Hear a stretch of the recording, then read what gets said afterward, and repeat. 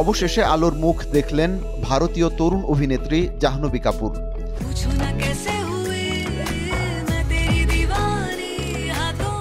তার অভিনীত দেবারা part 1 cinema ভারতীয় বক্স অফিসে প্রায় 400 কোটি রুপি আয় করেছে মুক্তির প্রথম 6 দিনে, অর্থাৎ গত বুধবার পর্যন্ত। এ খবর ইন্ডিয়ান এক্সপ্রেসের।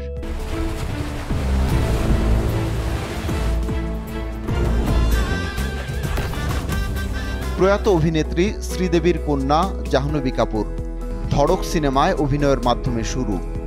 সেই থেকে মাঝের কোনো সিনেমাই বক্স অফিসে ব্যবসায়িক সাফল্য পায়নি, কিন্তু তার অভিনীত দেবারা পার্ট 1 গত শুক্রবার মুক্তির পর থেকেই বক্স অফিসে রীতিমতো ঝড় তুলেছে।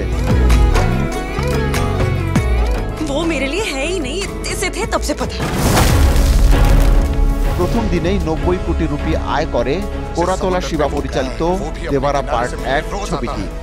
জাহ্নবী অভিনীত এটি প্রথম সিনেমা যা 200 কোটির মাইলফলক স্পর্শ করল।